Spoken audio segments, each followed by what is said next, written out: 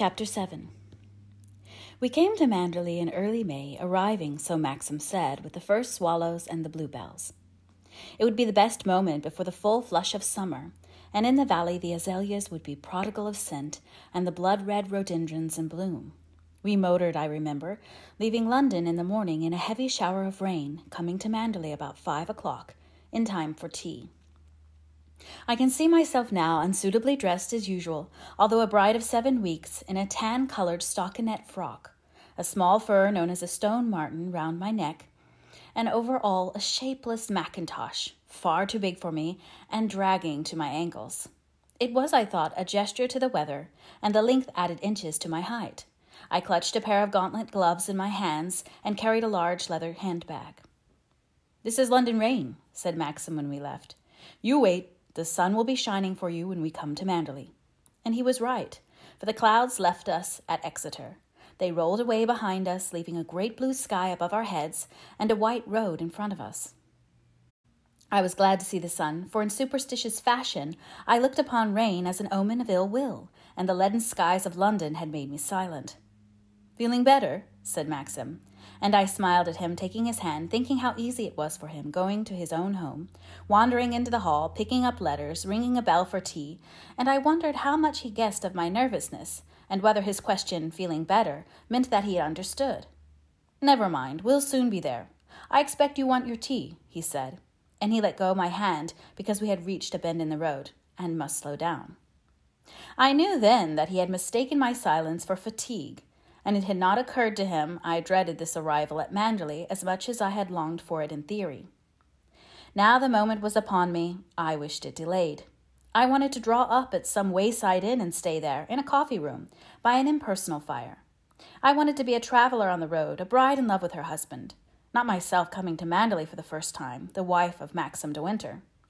We passed many friendly villages where the cottage windows had a kindly air.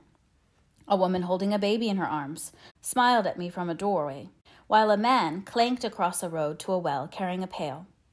I wished we could have been one with them, perhaps their neighbours, and that Maxim could lean over a cottage gate in the evening, smoking a pipe, proud of a very tall hollyhock he had grown himself, while I bustled in my kitchen, clean as a pin, laying the table for supper. There would be an alarm clock on the dresser ticking loudly, and a row of shining plates, while after supper Maxim would read his paper, boots on the fender, and I reached for a great pile of mending in the dresser drawer. Surely it would be peaceful and steady, that way of living, and easier too, demanding no set standard. "Only 2 miles further," said Maxim. "You see that great belt of trees on the brow of the hill there, sloping to the valley, with a scrap of sea beyond? That's Manderley in there. Those are the woods." I forced a smile and did not answer him, aware now of a stab of panic, an uneasy sickness that could not be controlled. Gone was my glad excitement, vanished my happy pride. I was like a child brought to her first school, or a little untrained maid who has never left home before, seeking a situation. Any measure of self-possession I had gained hitherto during the brief 7 weeks of marriage was like a rag now, fluttering before the wind. It seemed to me that even the most elementary knowledge of behavior was unknown to me now. I should not know my right hand from my left, whether to stand or sit, what spoons and forks to use at dinner. "I should shed that mackintosh," he said, glancing down at me. "It has not rained down here at all, and put your funny little fur straight. Poor lamb. I've bustled you down here like this, and you probably ought to have bought a lot of clothes in London." "It doesn't matter to me, as long as you don't mind," I said. "Most women think of nothing but clothes," he said absently, and turning a corner we came to a crossroad and the beginning of a high wall. "Here we are," he said, a new note of excitement in his voice, and I gripped the leather seat of the car with my 2 hands. The road curved, and before us on the left were 2 high iron gates beside a lodge, open wide to the long drive beyond. As we drove through, I saw faces peering through the dark window of the lodge, and a child ran round from the back, staring curiously. I shrank back against the seat, my heart beating quickly, knowing why the faces were at the window and why the child stared. They wanted to see what I was like. I could imagine them now, talking excitedly, laughing in the little kitchen. "Only caught sight of the top of her hat," they would say. "She wouldn't show her face. Oh, well, we'll know tomorrow.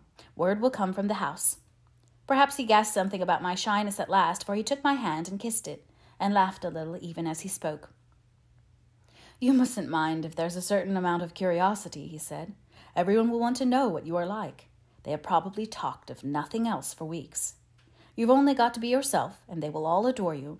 And you don't have to worry about the house. Mrs. Danvers does everything. Just leave it all to her. She'll be stiff with you at first, I dare say. She's an extraordinary character. But you mustn't let it worry you. It's just her manner. See those shrubs? It's like a blue wall along here when the hydrangeas are in bloom. I did not answer him, for I was thinking of that self who long ago bought a picture postcard in a village shop, and came out into the bright sunlight, twisting it in her hands, pleased with her purchase, thinking, "This will do for my album. Manderley. What a lovely name." And now I belonged here. This was my home. I would write letters to people saying, "We shall be down at Manderley all the summer. You must come and see us." And I would walk along this drive, strange and unfamiliar to me now, with perfect knowledge, conscious of every twist and turn, marking and approving where the gardeners had worked, here a cutting back of the shrubs, there a lopping of a branch, calling at the lodge by the iron gates on some friendly errand, saying, "Well, how's the leg today?" While the old woman, curious no longer, bade me welcome to her kitchen. I envied Maxim, careless and at ease, and the little smile on his lips which meant he was happy to be coming home. It seemed remote to me and far too distant, the time when I, too, should smile and be at ease. I wished it could come quickly, that I could be old even, with gray hair and a slow of step, having lived here many years, anything but the timid, foolish creature I felt myself to be. The gates had shut to with a crash behind us, the dusty high road was out of sight, and I became aware that this was not the drive I had imagined would be Manderley's. This was not a broad and spacious thing of gravel, flanked with neat turf at either side, kept smooth with rake and brush. This drive twisted and turned as a serpent, scarce wider in places than a path, and above our heads was a great colonnade of trees, whose branches nodded and intermingled with one another, making an archway for us like the roof of a church. Even the midday sun could not penetrate the interlacing of those green leaves. They were too thickly entwined one with another, and only little flickering patches of warm light could come in intermittent waves to dapple the drive with gold. It was very silent, very still. On the high road there had been a gay west wind blowing in my face, making the grass on the hedges dance in unison. But here there was no wind. Even the engine of the car had taken a new note, throbbing low, quieter than before. As the drive descended to the valley, so the trees came in upon us, great beeches with lovely smooth white stems, lifting their myriad branches to one another, and other trees I could not name, coming close, so close that I could touch them with my hands.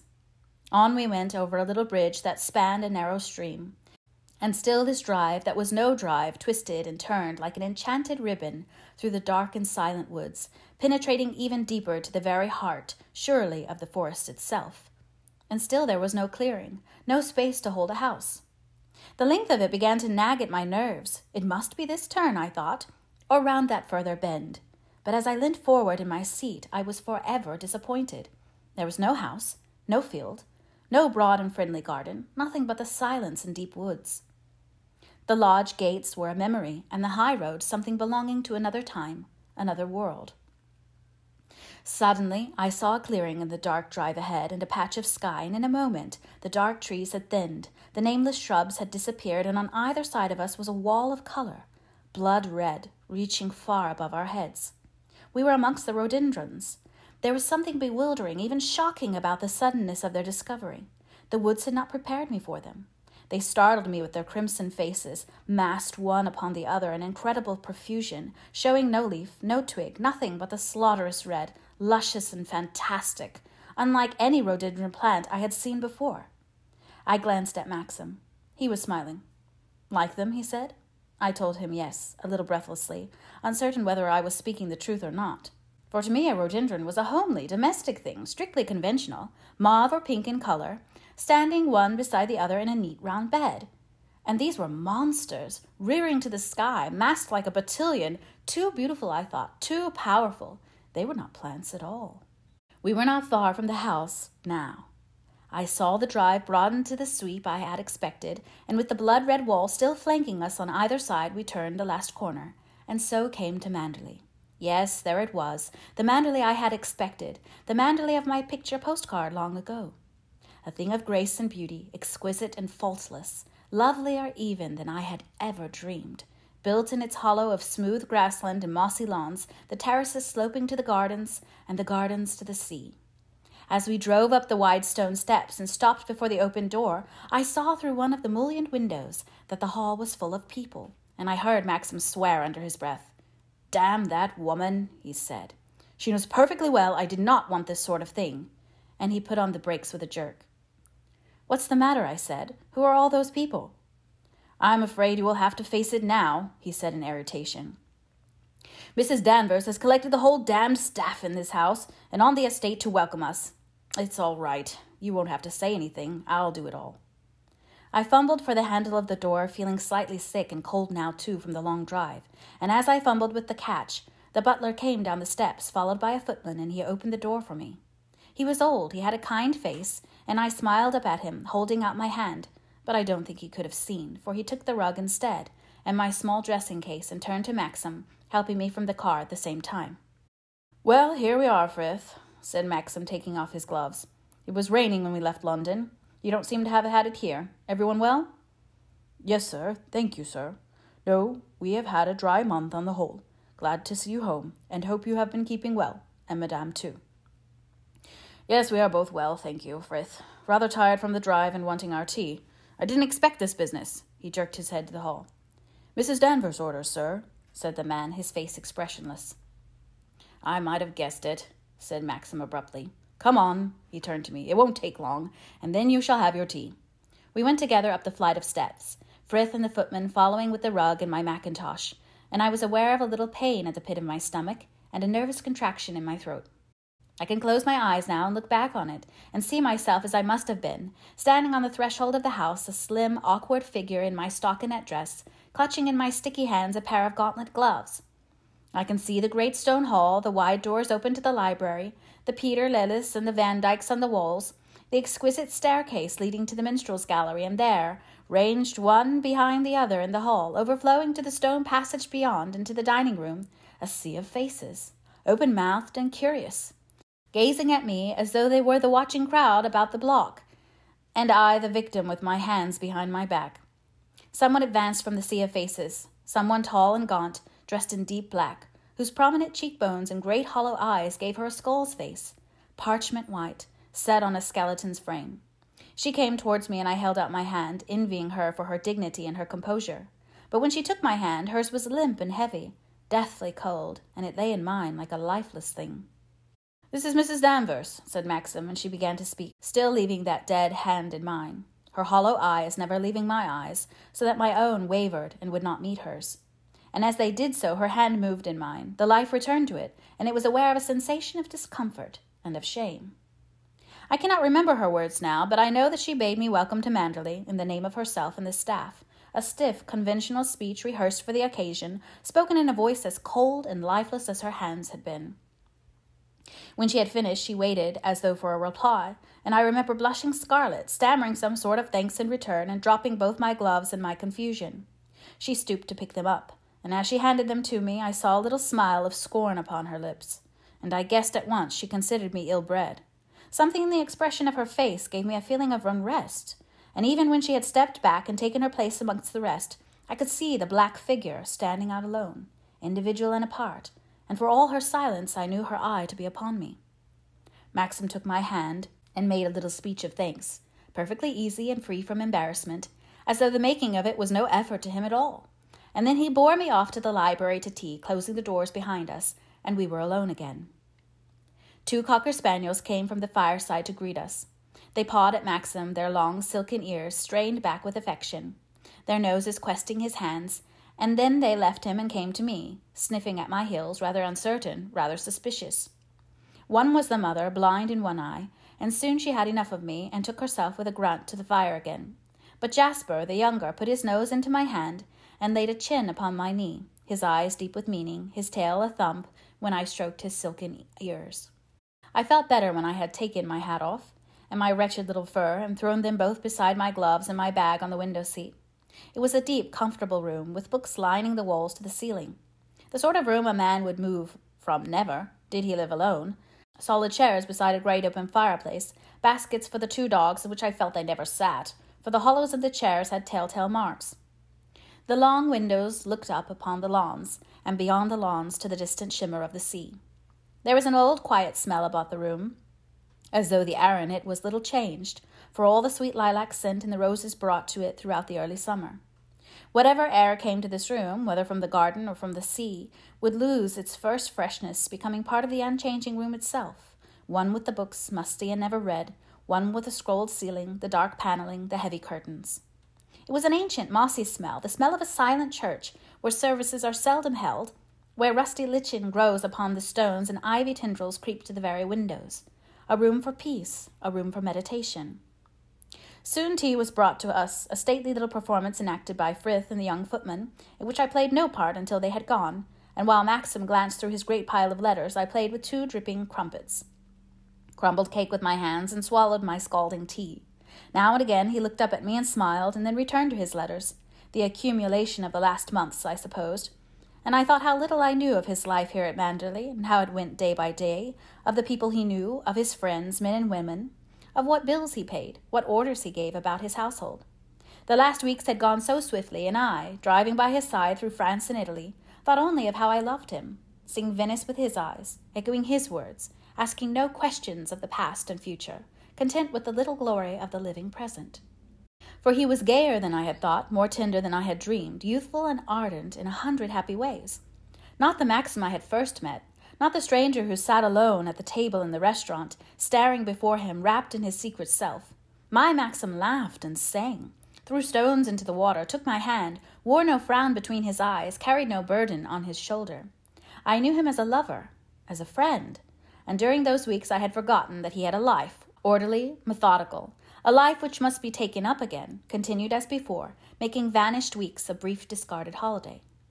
I watched him read his letters, saw him frown at one, smile at another, dismiss the next with no expression, and but for the grace of God, I thought, my letter would be lying there, written from New York, and he would read it in the same indifferent fashion, puzzled at the first perhaps by the signature, and then tossing it with a yawn to the pile of others in the basket, reaching for his cup of tea. The knowledge of this chilled me. How narrow a chance had stood between me and what might have been. For he would have sat here to his tea, as he sat now, continued his home life, as he would in any case, and perhaps he would not have thought of me as much. Not with regret, anyway, while I, in New York, playing bridge with Mrs. Van Hopper, would wait day after day for a letter that never came. I leant back in my chair, glancing about the room, trying to instill into myself some measure of confidence, some genuine realization that I was here at Manderley, the house of the picture postcard, the Manderley that was famous. I had to teach myself that all this was mine now, mine as much as his, the deep chair I was sitting in, that mass of books stretching to the ceiling, the pictures on the walls, the gardens, the woods, the Manderley I had read about. All of this was mine now because I was married to Maxim. We should grow old here together. We should sit like this to our tea as old people, Maxim and I, with other dogs, the successors of these, and the library would wear the same ancient musty smell that it did now. It would know a period of glorious shabbiness, and where, when the boys were young, our boys, for I saw them sprawling on the sofa with muddy boots, bringing with them always a litter of rods and cricket bats, great clasp knives, bows and arrows. On the table there, polished now and plain, an ugly case would stand containing butterflies and moths, and another with birds' eggs wrapped in cotton wool. Not all this junk in here, I would say. Take them to the schoolroom, darlings. And they would run off shouting, calling to one another, but the little one staying behind, pottering on his own, quieter than the others. My vision was disturbed by the opening of the door, and Frith came in with the footman to clear the tea. Mrs. Danvers wondered, madame, whether you would like to see your room, he said to me when the tea had been taken away. Maxim glanced up from his letters. What sort of job have they made of the east wing, he said. Very nice indeed, sir. It seems to me. The men made a mess when they were working, of course, and for a time Mrs. Danvers was rather afraid it would not be finished by your return. But they cleared out last Monday. I should imagine you would be very comfortable there, sir. It's a lot lighter, of course, on that side of the house. Have you been making alterations? I asked. Oh, nothing much, said Maxim briefly. Only redecorating and painting the suite in the east wing, which I thought we would use for ours. As Frith says, it's much more cheerful on that side of the house, and it has a lovely view of the rose garden. It was the visitors' wing when my mother was alive. I'll just finish these letters, and then I'll come up and join you. Run along and make friends with Mrs. Danvers. It's a good opportunity. I got up slowly, my old nervousness returning, and went out into the hall. I wished I could have waited for him, and then taking his arm, seen the rooms together. I did not want to go alone with Mrs. Danvers. How vast the great hall looked to me now that it was empty. My feet rang on the flagged stones, echoing to the ceiling, and I felt guilty at the sound, as one does in church, self-conscious, aware of the same constraint. My feet made a stupid pitter-patter as I walked, and I thought that Frith, with his felt soles, must have thought me foolish. "It's very big, isn't it?" I said, too brightly, too forced, a schoolgirl still. But he answered me in all solemnity. "Yes, madame, Manderley is a big place. Not so big as some, of course, but big enough. This was the old banqueting hall, in old days. It is used still on great occasions, such as a big dinner or a ball, and the public are admitted here, you know, once a week." "Yes," I said, still aware of my loud footsteps, feeling as I followed him that he considered me as he would one of the public visitors. And I behaved like a visitor, too, glancing politely to right and left, taking in the weapons on the wall and the pictures, touching the carved staircase with my hands. A black figure stood waiting for me at the head of the stairs, the hollow eyes watching me intently from the white skull's face. I looked round for the solid Frith, but he had passed along the hall and into the further corridor. I was alone now with Mrs. Danvers. I went up the great stairs toward her, and she waited motionless, her hands folded before her, her eyes never leaving my face. I summoned a smile which was not returned, nor did I blame her, for there was no purpose to the smile. It was a silly thing, bright and artificial. "I hope I haven't kept you waiting," I said. "It's for you to make your own time, madame," she answered. "I am here to carry out your orders." And then she turned through the archway of the gallery to the corridor beyond. We went along a broad carpeted passage and then turned left, through an oak door and down a narrow flight of stairs and up a corresponding flight, and so to another door. This she flung open, standing aside to let me pass, and I came to a little anteroom or boudoir, furnished with a sofa, chairs, and writing desk, which opened out to a large double bedroom with wide windows and a bathroom beyond. I went at once to the window and looked out. The rose garden lay below, and the eastern part of the terrace, while beyond the rose garden rose a small grass bank stretching to the near woods. "You can't see the sea from here, then?" I said, turning to Mrs. Danvers. "No, not from this wing," she answered. "You can't even hear it, either. You would not know the sea was anywhere near from this wing." She spoke in a peculiar way, as though something lay behind her words, and she laid an emphasis on the words "this wing," as if suggesting that the suite, where we stood, now held some inferiority. "However, it's a very charming room," I said, "and I'm sure I shall be comfortable. I understand that it's been done up for our return." "Yes," she said. "What was it like before?" I asked. "It had a mauve paper and different hangings. Mr. De Winter did not think it very cheerful. It was never much used, except for occasional visitors, but Mr. De Winter gave special orders in his letter that you should have this room." "Then this was not his bedroom originally," I said. "No, madame. He's never used the room in this wing before." "Oh," I said. "He didn't tell me that," and I wandered to the dressing table and began combing my hair. My things were already unpacked, my brushes and comb upon the tray. I was glad Maxim had given me a set of brushes, and that they were laid out here upon the dressing table for Mrs. Danvers to see. They were new, they had cost money. I need not be ashamed of them. "Alice has unpacked for you, and will look after you until your maid arrives," said Mrs. Danvers. I smiled at her again. I put down the brush upon the dressing table. "I don't have a maid," I said awkwardly. "I'm sure Alice, if she is a housemaid, will look after me all right." She wore the same expression that she had done on our first meeting, when I dropped my gloves so gauntly on the floor. "I'm afraid that would not do for very long," she said. "It's usual, you know, for ladies in your position to have a personal maid." I flushed and reached for my brush again. There was a sting in her words I understood too well. "If you think it necessary, perhaps you would see about it for me," I said, avoiding her eyes. "Some young girl, perhaps, wanting to train." "If you wish," she said. "It's for you to say." There was silence between us. I wished she would go away. I wondered why she must go on standing there, watching me, her hands folded on her black dress. "I suppose you have been at Manderley for many years," I said, making a fresh effort. "Longer than anyone else?" "Not so long as Frith," she said, and I thought how lifeless her voice was and cold, like her hand when it had lain in mine. "Frith was here when the old gentleman was living, when Mr. De Winter was a boy." "I see," I said. "So you did not come till after that?" "No," she said. "Not till after that."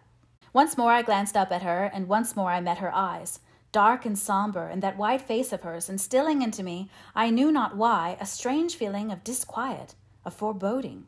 I tried to smile and could not. I found myself held by those eyes that had no light, no flicker of sympathy towards me. "I came here when the first Mrs. De Winter was a bride," she said, and her voice, which had hitherto, as I said, been dull and toneless, was harsh now, with unexpected animation, with life and meaning, and there was a spot of color on the gaunt cheekbones. The change was so sudden that I was shocked and a little scared. I did not know what to do or what to say. It was as though she had spoken words that were forbidden, words that she had hidden within herself for a long time and now would be repressed no longer. Still her eyes never left my face. They looked upon me with a curious mixture of pity and of scorn, until I felt myself to be even younger and more untutored to the ways of life than I had believed. I could see she despised me, marking with all the snobbery of her class that I was no great lady, that I was humble, shy, and diffident. Yet there was something besides scorn in those eyes of hers, something surely of positive dislike or actual malice. I had to say something. I could not go on sitting there, playing with my hairbrush, letting her see how much I feared and mistrusted her. "Mrs. Danvers," I heard myself saying, "I hope we shall be friends and come to understand one another. You must have patience with me, you know, because this sort of life is new to me. I've lived rather differently, and I do want to make a success of it, and above all to make Mr. De Winter happy. I know I can leave all household arrangements to you. Mr. De Winter said so, and you must just run things as they have always been run. I shan't want to make any changes." I stopped, a little breathless, still uncertain of myself and whether I was saying the right thing, and when I looked up again I saw that she had moved and was standing with her hand on the handle of the door. "Very good," she said. "I hope I shall do everything to your satisfaction. The house has been in my charge now for more than a year, and Mr. De Winter has never complained. It was very different, of course, when the late Mrs. De Winter was alive, and there was a lot of entertaining then, a lot of parties, and though I managed for her, she liked to supervise things herself." Once again I had the impression that she chose her words with care, that she was feeling her way, as it were, into my mind and watching for the effect upon my face. "I would rather leave it to you," I repeated. "Much rather." And into her face came the same expression I had noticed before, when first I had shaken hands with her in the hall. A look surely of derision, of definite contempt. She knew that I would never withstand her, and that I feared her too. "Can I do anything more for you?" she said, and pretended to glance round the room. "No," I said. "No, I think I have everything. I shall be very comfortable here. You have made the room so charming." This last, a final crawling sop to win her approval. She shrugged her shoulders, and still she did not smile. "I only followed out Mr. De Winter's instructions," she said. She hesitated by the doorway, her hand on the handle of the open door. It was as though she had something to say to me and could not decide upon the words, yet waited there for me to give her opportunity. I wished she would go. She was like a shadow standing there, watching me, appraising me with her hollow eyes, set in that dead skull's face. "If you find anything not to your liking, you will tell me at once?" she asked. "Yes," I said. "Yes, of course, Mrs. Danvers." But I knew this was not what she had meant to say, and silence fell between us once again. "If Mr. De Winter asks for his big wardrobe," she said suddenly, "you must tell him it was impossible to move. We tried, but we could not get it through the narrow doorways. These are smaller rooms than those in the west wing. If he doesn't like the arrangement of the suite, he must tell me. It was difficult to know how to furnish these rooms." "Please don't worry, Mrs. Danvers," I said. "I'm sure he will be pleased with everything, but I'm sorry it's giving you so much trouble. I had no idea he was having rooms redecorated and furnished. He shouldn't have bothered. I'm sure I should have been just as happy and comfortable in the west wing." She looked at me curiously and began twisting the handle of the door. "Mr. De Winter said you would prefer to be on this side," she said. "The rooms in the west wing are very old. The bedroom in the big suite is twice as large as this. A very beautiful room, too, with a scrolled ceiling. The tapestry chairs are very valuable, and so is the carved mantelpiece. It's the most beautiful room in the house, and the windows look down across the lawns to the sea." I felt uncomfortable, a little shy. I did not know why she must speak with such an undercurrent of resentment, implying as she did at the same time that this room, where I found myself to be installed, was something inferior, not up to Manderley standards, a second-rate room, as it were, for a second-rate person. "I suppose Mr. De Winter keeps the most beautiful room to show the public," I said. She went on twisting the handle of the door, and then looked up at me, watching my eyes, hesitating before replying, and when she spoke, her voice was quieter even, and more toneless than it had been before. "The bedrooms are never shown to the public," she said. "Only the hall and the gallery and the room below." She paused an instant, feeling me with her eyes. "They used to live in the West Wing and use those rooms when Mrs. De Winter was alive. That big room I was telling you about, that looked down to the sea, was Mrs. De Winter's bedroom." Then I saw a shadow flit across her face, and she drew back against the wall, effacing herself, as a step sounded outside and Maxim came into the room. "How is it?" he said to me. "All right? Do you think you'll like it?" He looked round with enthusiasm, pleased as a schoolboy. "I always thought this a most attractive room," he said. "It was wasted all those years as a guest room, but I always thought it had possibilities. You've made a great success of it, Mrs. Danvers. I give you full marks." "Thank you, sir," she said, her face expressionless, and then she turned and went out of the room, closing the door softly behind her. Maxim went and leant out the window. "I love the rose gardens," he said. "One of the first things I remember is walking after my mother on very small, unsteady legs, while she picked off the dead heads of the roses. There's something peaceful and happy about this room, and it's quiet, too. You could never tell you were within 5 minutes of the sea from this room." "That's what Mrs. Danvers said," I told him. He came away from the window. He prowled about the room, touching things, looking at the pictures, opening wardrobes, fingering my clothes, already unpacked. "How did you get on with old Danvers?" he said abruptly. I turned away and began combing my hair again before the looking-glass. "She seems just a little bit stiff," I said after a moment or two. "Perhaps she thought I was going to interfere with the running of the house." "I don't think she would mind you doing that," he said. I looked up and saw him watching my reflection in the looking-glass, and then he turned away and went over to the window again, whistling quietly under his breath, rocking backwards and forwards and on his heels. "Don't mind her," he said. "She's an extraordinary character in many ways, and possibly not very easy for another woman to get on with. You mustn't worry about it. If she really makes herself a nuisance, we'll get rid of her. But she's efficient, you know, and will take all housekeeping worries off your hands. I dare say she's a bit of a bully to the staff. She doesn't dare bully me, though. I'd have given her the sack long ago if she had tried." "I expect we shall get on very well when she knows me better," I said quickly. "After all, it's natural enough that she should resent me a bit at first." "Resent you? Why resent you? What the devil do you mean?" he said. He turned from the window, frowning, an odd, half-angry expression on his face. I wondered why he should mind, and wished I had said something else. "I mean, it must be much easier for a housekeeper to look after a man alone," I said. "I dare say she had got into the way of doing it, and perhaps she was afraid I should be very overbearing." "Overbearing? My God," he began. "If you think—" And then he stopped and came across to me and kissed me on the top of my head. "Let's forget about Mrs. Danvers," he said. "She doesn't interest me very much, I'm afraid. Come along and let me show you something of Manderley." I did not see Mrs. Danvers again that evening, and we did not talk about her any more. I felt happier when I had dismissed her from my thoughts, less of an interloper, and as we wandered about the rooms downstairs and looked at the pictures, and Maxim put his arm around my shoulder, I began to feel more like the self I wanted to become, the self I had pictured in my dreams, who made Manderley her home. My footsteps no longer sounded foolish on the stone flags of the hall, for Maxim's nailed shoes made far more noise than mine, and the pattering feet of the 2 dogs was a comfortable, pleasing note. I was glad, too, because it was the first evening we had only been back a little while, and the showing of the pictures had taken time, when Maxim, looking at the clock, said it was too late to change for dinner, so that I was spared the embarrassment of Alice the maid asking what I should wear, and of her helping me to dress, and myself walking down the long flight of stairs to the hall, cold with bare shoulders, in a dress that Mrs. Van Hopper had given me because it did not suit her daughter. I had dreaded the formality of dinner in the austere dining room, and now, because of the little fact that we had not changed, it was quite all right, quite easy, just the same as when we had dined together in restaurants. I was comfortable in my stockinette dress. I laughed and talked about things we had seen in Italy and France. We even had the snapshots on the table, and Frith and the footmen were impersonal people, as the waiters had been.